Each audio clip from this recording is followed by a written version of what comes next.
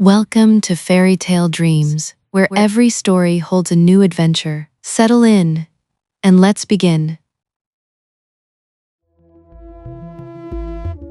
A long time ago, in a faraway land, a merchant was returning home after a long journey. As night fell, he entered a deep forest. His head was full of thoughts of his 6 daughters. He had left home in summer, and Noe was returning in deep winter.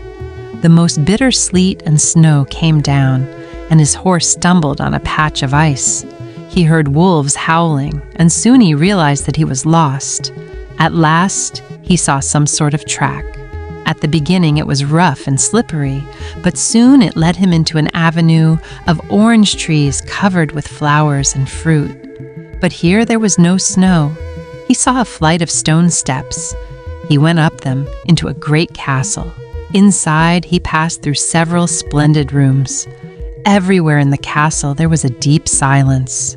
At last, he stopped in a small room where a fire was burning. He lay down on a couch and very soon fell into a sweet sleep.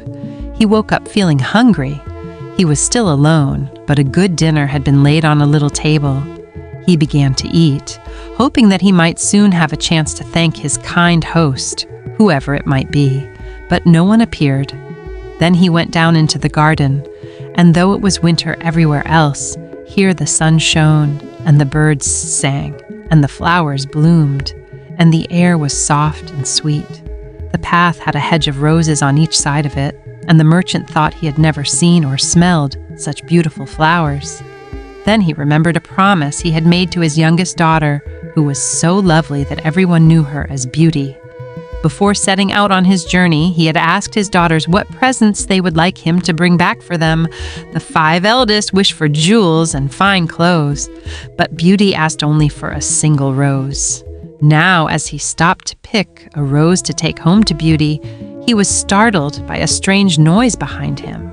Turning around, he saw a frightful, ugly beast, which seemed to be very angry and sad, and said in a terrible voice, "Who said that you could pick me roses? Was it not enough that I let you stay in my palace and was kind to you? This is the way you thank me, by stealing my flowers. You shall not go unpunished."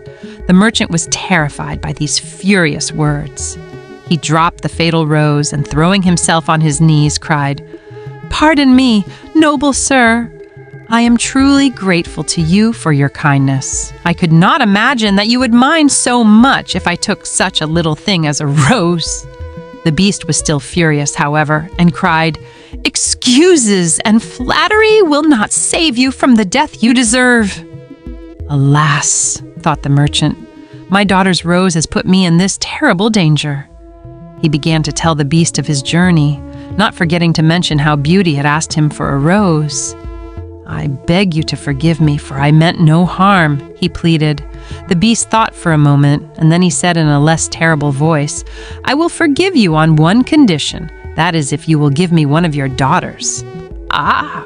cried the merchant. "What excuse could I invent to bring her here?" "No excuse," answered the beast. "She must come willingly. Go home. I give you a month to see if one of your daughters will save you. If none of them is willing to come to me, you must come back alone. Do not think that you can hide from me, for if you do not keep your word, I will come and fetch you." The poor merchant, more dead than alive, went to the stable where his horse was ready for his journey.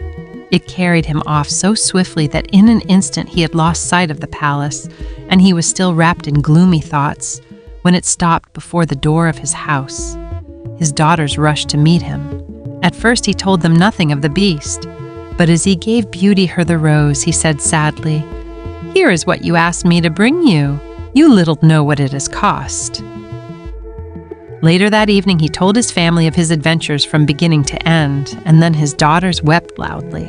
The girls were very angry with Beauty and said to her that it was all her fault, and complained bitterly that they should have to suffer for her foolish wish.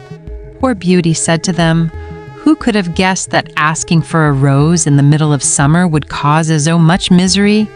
But as I made this mistake, it is only right that I should be the one to suffer for it. I will go back to the beast with father." When the fatal day came, she said goodbye to her sisters and everything she loved. She mounted a horse together with her father, and it seemed to fly rather than gallop.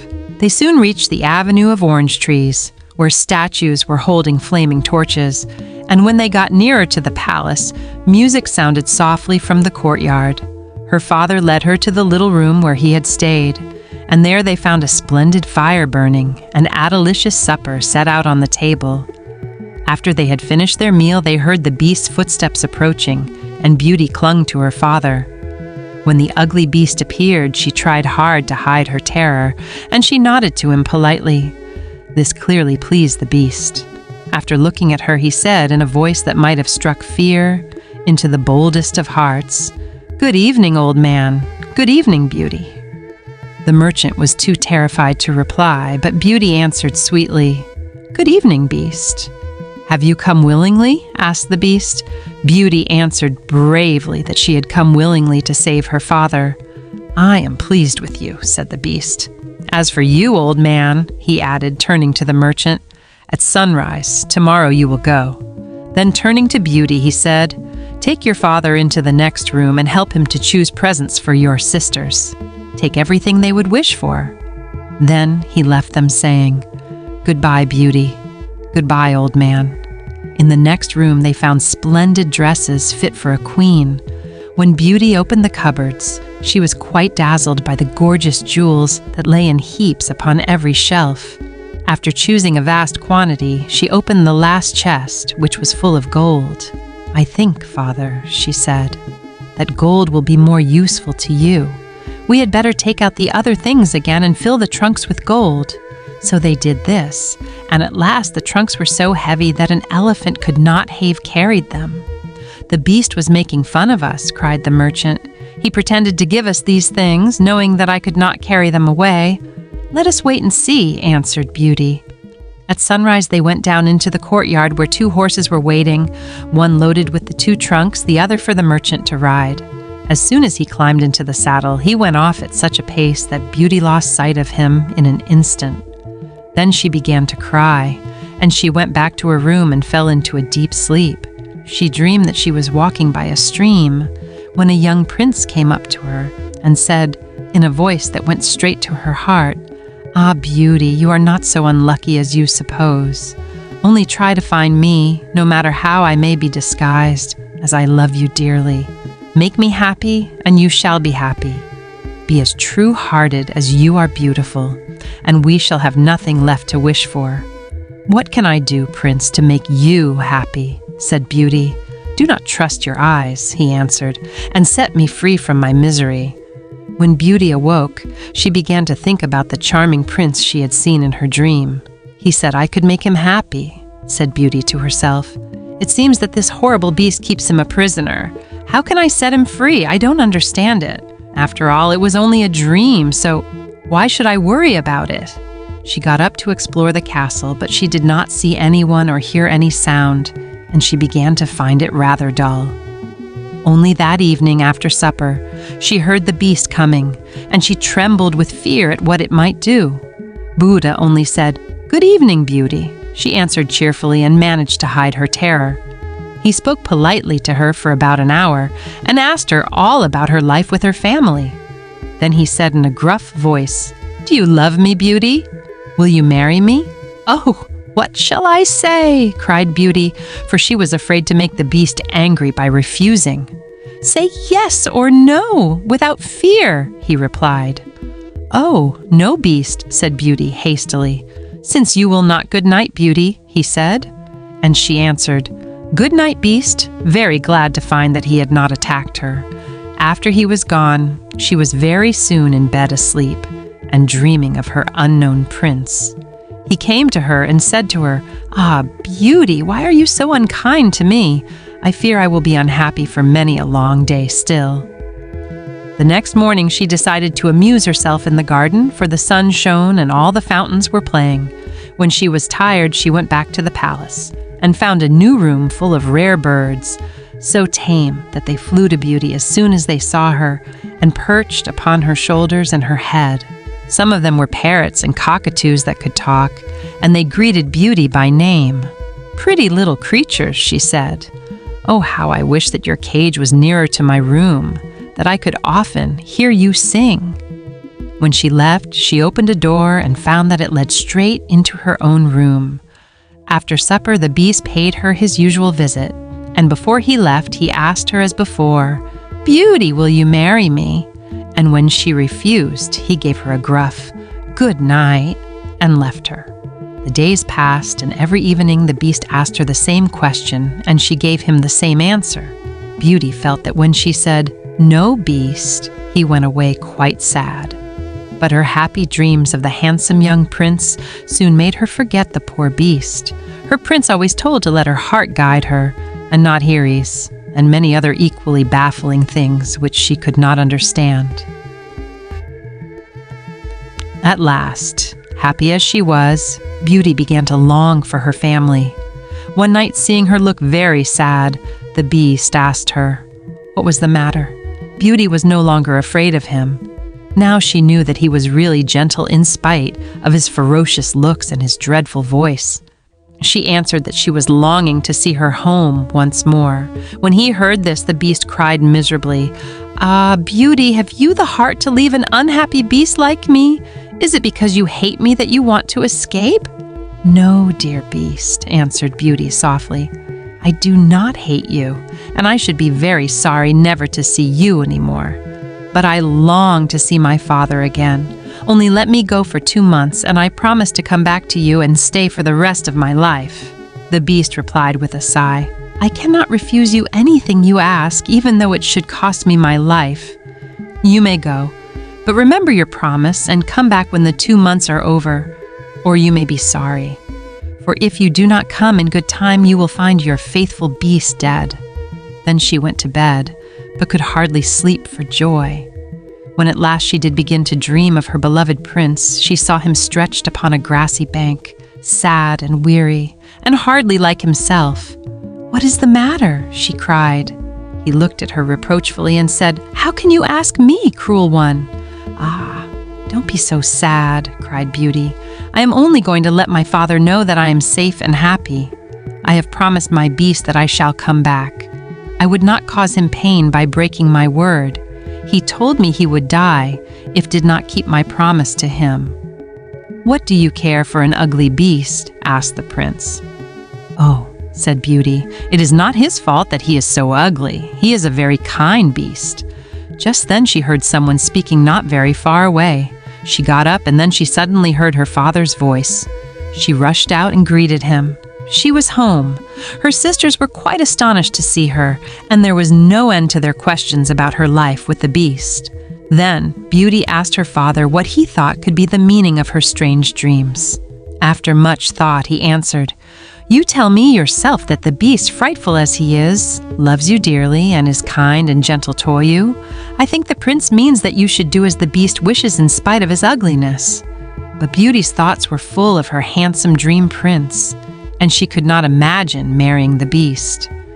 When the 2 months were over, Beauty's sisters begged her not to return to the ugly beast, but to stay with her family. At first she could not refuse them, and she stayed on for a few days more. Then one night she had a different dream from usual. She saw not her prince, but the beast. He was lying in a cave, and he looked ill and in pain. Then Beauty remembered his words that he might die if she did not stay true to her word. The next day, Beauty said goodbye to her father and all her sisters, and as soon as she was in bed, she turned herring around upon her finger and said firmly, "I wish to go back to see my beast again." She fell asleep instantly and only woke up to hear the clock saying, "Beauty, Beauty," 12 times in its musical voice, which told her at once that she was in the palace once more. Everything was just as before, and her birds were so glad to see her. Beauty thought she had never known such a long day, for she was so anxious to see the beast again that she felt as if supper time would never come. When it did come, and no beast appeared, she was really frightened. She ran down into the garden to search for him. Up and down the paths and avenues ran poor Beauty, calling him in vain, for no one answered. At last, quite tired, she stopped for a minute's rest and saw that she was standing opposite a cave, and in it lay the beast, asleep. Quite glad to have found him, she ran up and stroked his head, but to her horror, he did not move or open his eyes. "Oh, he is dead, and it is all my fault," said Beauty, crying bitterly. But then, looking at him again, she fancied he still breathed. She fetched some water from the nearest fountain and sprinkled it over his face. Slowly, he began to open his eyes. "Ah, Beauty," he said faintly. "Now you see what happens when you do not keep your word." "Oh, Beast," she cried, "I never knew how much I loved you until now, when I feared I was too late to save your life." "Can you really love such an ugly creature as I am?" asked the Beast. "You only came just in time. I was dying because I thought you had forgotten your promise. Go back now and rest. I shall see you by and by." Beauty went back to the palace, where supper was awaiting her, and afterward the Beast came in as usual and asked about the time she had spent with her family and if they had all been very glad to see her. When at last the time came for him to go, and he asked, as he had so often asked before, "Beauty, will you marry me?" She answered softly, "Yes, dear Beast."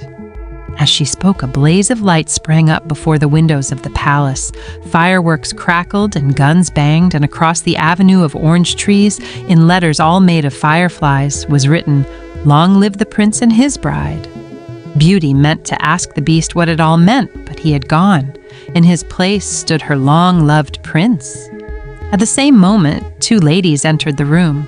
Both were splendidly dressed, but one especially so. Her companion said, "Well, Queen, this is Beauty, who has had the courage to rescue your son from the terrible magic spell that turned him into a beast. They love one another, and your consent to their marriage is all they need to make them perfectly happy." "I agree with all my heart," cried the Queen. Then she tenderly embraced Beauty and the prince. "Now," said the fairy to Beauty, "I suppose you would like me to send for your father and sisters?" She did so.